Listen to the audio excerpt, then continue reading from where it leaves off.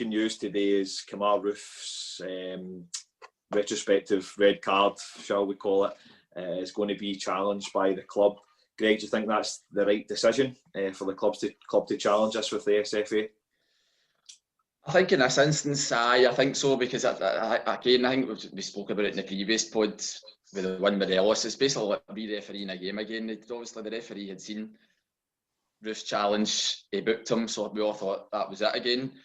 I think the challenge itself, he was lucky. It was probably a red card. I think he was lucky to stay on the park, but it just boils down again. You're just questioning referees constantly. I mean, you're just the referees are then going to have no trust in them at all, and are going to actually doubt themselves in jobs. Are they actually going to start to be scared to make decisions in matches now because of the fear of this is a big game? What way is it going to go with the impact? But it's not the referee's fault either. It's the organisation above. They've got to have a system where it's clear for everyone and just have their rules. If they make a decision, then that's surely got to be it in my eyes. Like, you can't then look forward and back.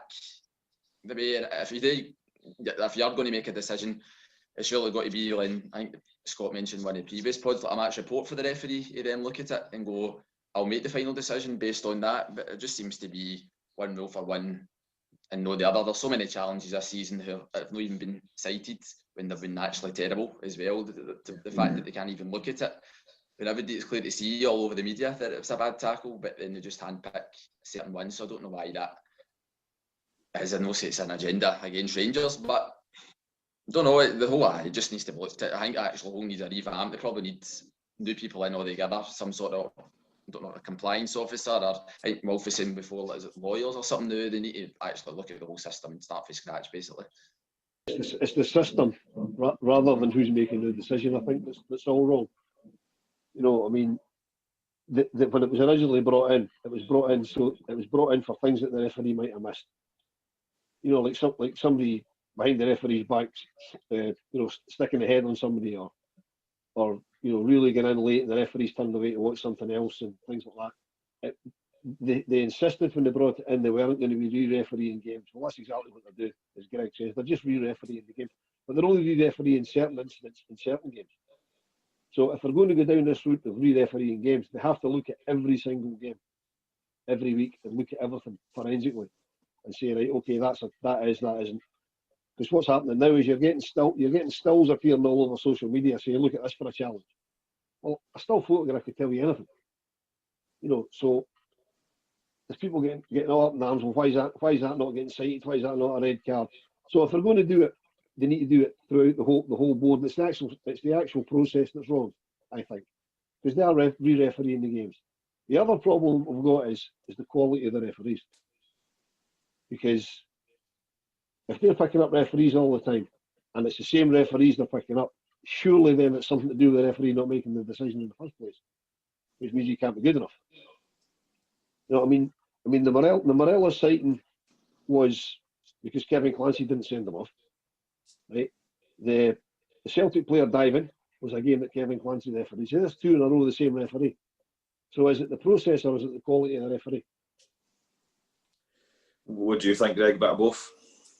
I think so. I think it seems to be certain referees who are getting the decisions wrong. And I'll say the quality is a top league with high stakes for all the clubs, not just the teams at the top. There's relegation battles going on mid-table. It's crucial for every team. So the referees really, I mean, that's what everybody's in their job can make mistakes, but that's what they're paid to do. Do you know what I mean? So you expect a high standard of the people that they're getting in, so they should be able to kind of make the decisions. But then, as Wolf was saying, all over social media, everybody's just picking on certain challenges now. So it's actually ruining the football game. Everybody's talking about, oh, look at this tackle there, look at that tackle there, not about that goal or that free kick or whatever else. So it's actually ruining the concept of the game for fans as well, because that's all we seem to be talking about rather than the important thing, which is actually the game of football. But they really need to sit down and look at the whole. I think it's just the whole system. Something needs to change. Something's got to be more clarification, or they've got to date it as well. Says maybe the quality of referees, but the whole system as a whole. They've just got to look at it and just make it clear for everybody. That's all everybody wants. It's no a big thing. Well, it is a big thing, but it's not like rocket science. It's just to make it clear and consistent for people to say this is what happens during a game. If it's a booking, it's finished. If we're going to cite it. If not, then people go, right, that's fine then, and we'll kind of have trust in your system. But until then, it's just going to be a constant debate about it. Yeah, totally. I kind of made a joke on Twitter the other day. It's like 3 days after VAR. That's what we've got here. We've got someone sitting re-watching games or watching them live, whatever they're doing, and then picking up an instance they feel that the referee's not got right. Now, that's only going to happen at certain levels of the game. So for me, if you look back, and I'm not saying there's this massive agenda. I'm not wanting to act like a Celtic fan here with a chip on the shoulder and stuff, but if you're a Rangers player, you're more likely to be called up than you are if you're a Hamilton player. Mm-hmm. Now, that's ridiculous, and that shouldn't happen. There shouldn't be that differential in treatment because more people watch your games. It's ridiculous for me. Now, Wolf, is this the worst kind of period you've seen for this, or do you think just because there's more cameras, there's more social media, there's more fan interaction almost, that they drive up this frenzy, so people almost have to be cited because fans are almost demanding it? Do you see a bit of that, Wolf, or do you think the standard of refereeing is as bad as we've seen? Well, the standard of refereeing is definitely bad. I mean, I think it's getting worse than I mean, being of a certain age, I can go back to some referees that we thought he was dreadful as a referee, but compared to the guys that are here now, some of these referees were world beaters, guys like Bob Valentine and Hugh Dallas and guys like that. Used to think they were dreadful referees, but I'd much rather have them than what we've got now. But I mean, it must be difficult for a ref because all the time he knows that, you know, if the decision he makes, they might go back and pull him up on it and say, look, you got that wrong. You know, so is it going to come to the stage where the referee, if he's in any doubt at all, just says, well, it's a red card, I'll send them off, and if I've got it wrong, they'll rescind it and the guy's not suspended, but I've done what I thought was right at the time. Is it going? I mean, it might even get to that stage. You know, that rather than erring on the side of caution, they'll be worse. And it is. I mean, your original question there, it's the worst I've seen of this citing players because they've got a system that they have to be seen to use. You know, and it's. So we need clarity on the system, on what they can and can't look at. I mean, I saw somebody tweeting me earlier when I queried something, and apparently they said at the start of the season that they'll now go back and look at anything that they feel the referee got wrong. Now, that wasn't what it was originally brought in for. It was brought in for glaring mistakes or things the referee missed. You know, I mean, to me, the Kemar Roofe thing last week, referees looked straight at it. He deemed it a yellow card. It wasn't a glaring mistake. I would understood if he sent him off because he probably should have, but it wasn't a glaring mistake. You could argue the one in the first minute today when the boy Callahan could possibly be a red card. But I'm not about to start screaming for it because he booked him. But had he sent him off, I don't think anybody would have complained. So are they going to go back and look at that? They probably won't. And quite rightly, they shouldn't, because the referees made the decision. So they have to clarify what they can and can't look at. And if they're going to look at every challenge, they have to look at every challenge in every game and just make the referees glorified timekeepers.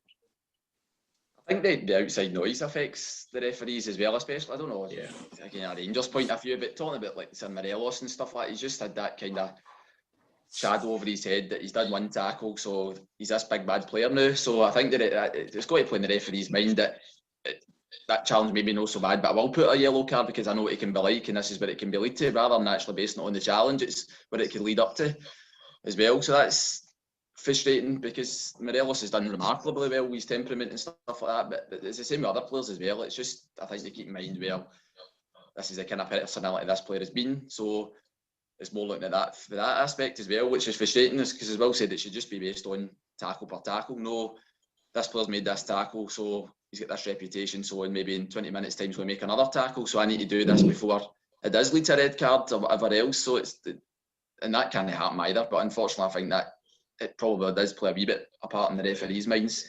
It's frustrating. The tackle that Roofe has been cited for was a yellow card on the day, as was Curtis Mains against Borna Barisic. I mean, what was worse? You know, and that's a rhetorical question. You don't need to jump in there. It's Curtis Mains is worse every day of the week, but yet that's not even looked at again, or maybe even worse. Maybe it was looked at and they've deemed it as not valid for retrospective action. consistency's been a word that we've been using, and the management have been asked for it, the club's been asking for it. I mean, well, how far away are we from that? It's miles away, isn't it? Oh, it's miles and miles and miles away from consistency, because you're never going to get consistency, because especially with the age of social media, everybody's going to start complaining about it. Oh, you know, our player got this and your player got that, and whatever. You know, so I don't think, but consistency of the system's all we can ask for. So if they're citing Roofe for that challenge, then they should have cited Curtis Main. You know, they're charging Morelos, but they didn't charge McGregor. McGregor's challenge was arguably worse, and he didn't get. And they came out and said he's not got a case to answer. Well, it's almost the same. It's almost the same incident, but one's getting done and one isn't. You know, and they need to clarify the system and be more consistent in using it. So it's something as well saying you need to take leadership. Somebody needs to take leadership, and then you can all follow for there. Like, this is their decision, and whether there's, as well saying, outside noise, but that shouldn't be about a red card. And you go, well, no, we've made the decision. This is what the decision is, whether you like it or no, for the best interest of the game. That's it. And every fan's not going to like it, because we're always going to have a debate. Well, I don't think it was a yellow card, but the ref did think it was a yellow or a red. But as well says, it just needs to be, this is what we're sticking to, this is what we're going with, and we move on from there. But it's miles away, absolutely miles away. I think just the whole organisation of the SFA together, not even just this kind of issue, it's another debate, but just the whole system just needs to be looked at to make it better for all teams, I think. I think the whole SFA shambles like another podcast, Greg, definitely. I think we could be here till tomorrow morning talking about the shambles that they are. Here's the thing for you before we move on, Derek. Right, see the whole compliance situation, right? And Greg just got to thinking about it when he said about the SFA. Is it the SFA that run it, or is it the SPFL? Because I don't know who's in charge of the compliance system. Is it the SFA because they supply the referees, or is it the SPFL because it's their ball? Does anybody actually know?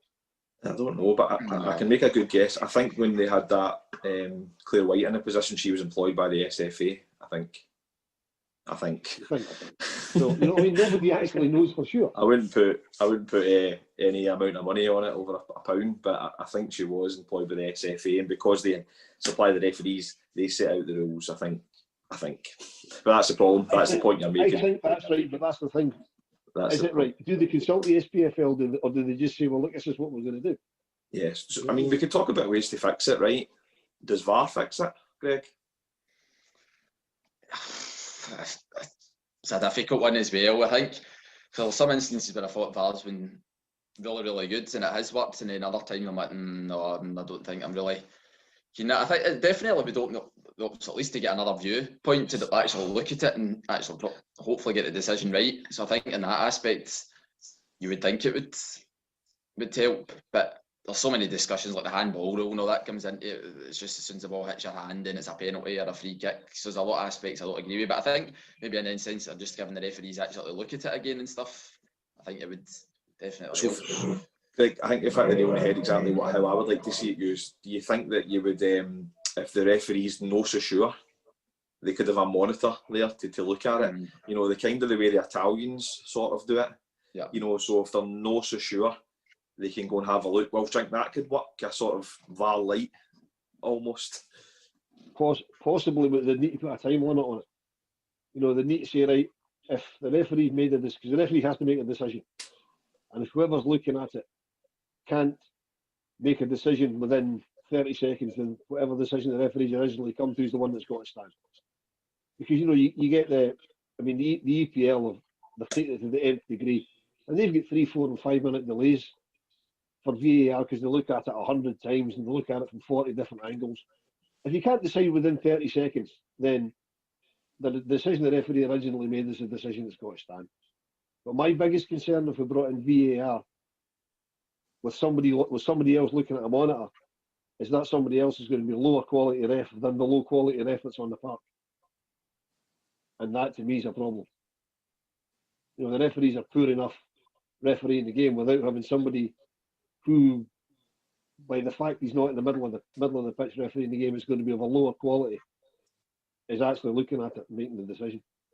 That's quite concerning. So another idea I had, Greg, was full-time refs. We don't have full-time refs in Scotland. Some of them have got very good jobs, and it'd be very hard to entice them away from these very good jobs. But with the guys that are coming through, at grassroots, the 17, 18-year-olds coming out of school, they do referees courses in schools now, which for me is as good as getting people that actually play the game to do them, and people that have got an interest in playing football. Do you think full-time refs could be a solution going forward, Greg, or do you think that's a bit far-fetched for Scotland? No, I think that it could be interesting, especially if they're kind of getting the development side of it, and they're learning all the kind of ins and outs of that and stuff, and it basically involve the grassroots of the game. Then I think they'd be more inclined to maybe an official that's as a referee, but maybe doesn't know all about, knows all about football, but no in the sense of playing the game and stuff like that, and actually be things you need to kind of look out for. So I think that actually could kind of maybe work then, just because the inside knowledge then would be good. It's just not like a kind of biased point of view. It's actually coming through what they've learned and try to get their viewpoint across that way. That's actually really interesting, that one. I never really heard that. I think we're at this stage where we're trying to get the referees better. If they fully train, as a referee, then surely the standard would be better. Now, as we can see with England, with the full-time referees, is never going to be perfect. But I think if you say in 10 years' time we want to be professional as referee set up, then you can get these boys in at 18, 19 and almost make a career out of it. Another thing, I'm full of ideas tonight, Wolf, so I'm just going to fly this at you. See the panels, it's all ex-referees that judge, that will ultimately judge on Kemar, Roofe on Tuesday, after Tuesday as well. Do you think an ex-player or an ex-manager would be best suited on these type of panels, or do you think it should be kept to the refereeing fraternity? No, I think you've got to have somebody on there that's played the game, because I've never played the game to any sort of level at all. And even speaking to guys that I go to watch Rangers with, or that I know that have played at even a decent amateur level or decent junior level, they see the game completely different to a guy that's never played at any level at all. We've all played football to varying degrees, but if you've played at even a half decent amateur level, you know what a player's trying to do when he's going for a challenge, how the game's going to go. So you really do need that experienced head on a panel like that, But go back to your point you were talking to Greg about with the professional refs. The biggest plus for me would be the fact they've got nothing else particularly to worry about. Obviously, they've got their family situations and all that, because everybody's human, but they don't have another job to be concerned about. It's not going through their head that they've maybe got a meeting first thing in the morning, so they need this game finished. They can't afford too much stoppage time or extra time or whatever else, because like you said, most of them are in high paid jobs, so it's probably high pressure stuff that they do. Whereas if a professional, the only thing they're worrying about income wise is the job that they're there to do on the park. So I think that would be beneficial. Yeah, I think we should definitely be looking at it. It's the right time to do it as well. Obviously, they've introduced into schools. It would be an easy sell. Almost make people make a career. The wages wouldn't need to be that high either. You could almost get ex-professionals as well. I was thinking, boys that have played with Hamilton or Championship football don't earn a lot of money, so you could almost I don't want to use the word groom, but you could get them into a refereeing pathway as they are coming up for retirement. Almost like your coaching badges are now. You could get ex-players in to be referees. I mean, I referee, I've got a very low level, right? And the fact that I've played the game, people always say to me after, well, you could tell you could play, maybe not looking at me, but they can tell because I talk to the players, I explain my decisions, I'll let things go, and I think that if people that haven't played the game are very pernickety, and they end up losing the respect to the players pretty quickly, and I can kind of see that within the professional game, and I'm just thinking of ways to try and fix it. Not my job, the SFA can do something for the money, but I just thought I'd fling some ideas at you. Now we'll move on from that. Just before you move on, there, it's something that's just come to my head there. It's if there's a professional pathway, there's so many players come out of academies, young players that drop out of academies, that it's just no for them. Maybe their bodies can't handle it. The intensity of being a full-time professional player, or for whatever reason, so they're dropping out of the professional game at 18, 19-year-old. If they could then slip into having a career as a referee, They've played the game at a level. It's the same thing, you know. And they're coming in at the grassroots. It would work perfectly, but it'd need funded, and that's the problem. Yeah, totally agree. Well, totally agree. Where's this money coming from? But I think the clubs could maybe look to do something, reinvest back into the game. I mean, we're paying referees thousands of pounds per game. I think it is. Is it? I can't remember. Is it £1,000? I can't remember exactly what it is for the top of the SPFL, right? But say it's £800 to £1,000. That's an outlay as it is, plus your linesman, plus all that. So you could kind of refunnel that back in. But you know what? It would take a lot of funding. You're 100% correct. But for me, if you put that funding back into the game, it grows our game and it's more of a better spectacle to sell to the rest of the world. And at the end of the day, that's what it's all about. And the referee's a massive part of that. Now, we'll end this. We've been a wee bit negative, but I want to finish on this. Do you think Roofe will be banned on Tuesday, Wilf? Probably. But I think we're possibly taking it. We're possibly appealing it to make a point, if you like. You know, to say, look, we've appealed it because we're looking for clarification. We must have a point to be making, and we must think we've got a chance, you know, to win it. But I mean, I saw an interview with David Moyes yesterday. Was it David Moyes? West Ham boy got a ridiculous red card towards the end, and they said to him, "Are you going to appeal it?" And his exact words were, "You very rarely win these appeals." And that's not just in England; it's in Scotland as well. You do very rarely win the appeals. So I'd be shocked, but happily shocked if we did win the appeal. Yeah, what about you, Greg? I think the same. I might be wrong. I don't know. Did Murray Davison go off injured with Roofe's tackle, or was it another? It was something else that got him injured. He injured himself tackling Ryan Kent. So you wonder if say, I think Rangers are doing to make a point, if that's maybe kind of under consideration with the appeal as well, that it's maybe looked as if it's worse because he's been off injured, but it wasn't actually that tackle he's been off for, so it could be in that sense. But no, I definitely think he will get banned, but just the Rangers making a point that it needs to be more consistency, and if you're looking at challenges, it needs to be across all games and all different challenges in that sense. But I think he'll fortunately get banned for that one, I think.